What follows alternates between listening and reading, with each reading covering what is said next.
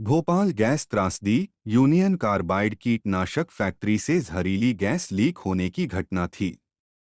यह दुर्घटना दिसंबर के 2 से 3, 1984 की रात को हुई थी। इस त्रासदी में हजारों लोगों की मौत हुई और लाखों लोग बीमार हो गए।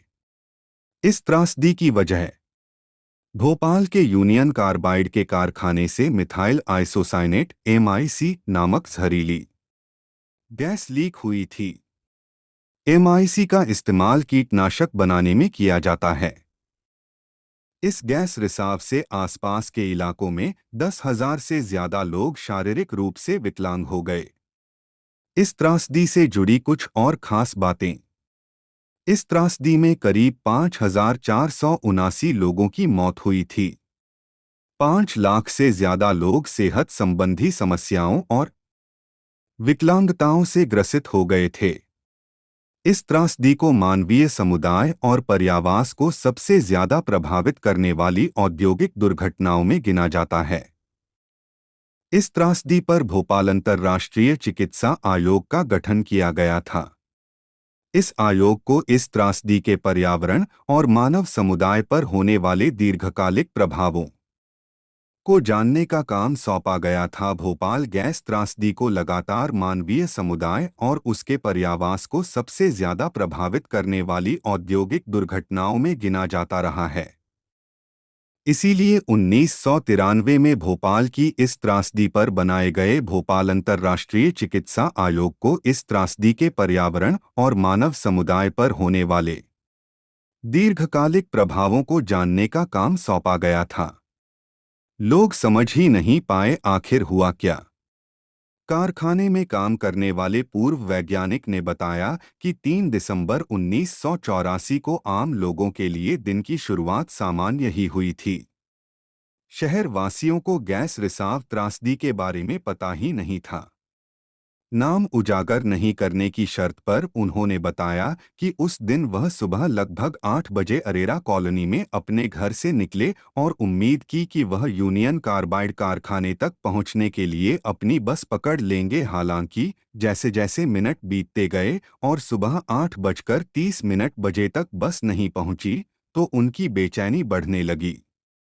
उन्होंने कहा कि उस वक्त इंटरनेट, मोबाइल फोन या सोशल मीडिया की कमी होने की वजह से लोग अपने शहर और देश में होने वाली घटनाओं के बारे में जानकारी के लिए landline phone, Telegram, radio bulletin, समाचार पत्र, पान और चाय की दुकानों पर निर्भर रहते थे। वैज्ञानिक ने न्यूज एजेंसी भाषा को बताया, जब हम बस का इंतजार कर रहे थे, तो एक राहगीर ने हमें घबराहट में बताया कि गैस लीक हो गई है, जिससे कई लोगों की मौत हो गई है। मैंने पान की दुकान पर गैस त्रासदी के बारे में सुना। अफवाहें जंगल में आग की तरह फैल रही थीं और हमें कुछ समझ नहीं आ रहा था। अस्पताल में लाशों का ढेर। उन्होंने कहा, मैंने और अन्य लोगों ने ऑटो रिक्शा में कारखाने जाने का फैसला किया। हमने देखा कि लोग श्यामला हिल्स के ऊपर स्थित दफ्तर के रास्ते में इधर-उधर भाग रहे थे। यूनियन कार्बाइड कारखाने में हमने गेट पर पुलिस की तैनाती देखी। पुलिस ने हमें अंदर जाने की अनुमति नहीं दी।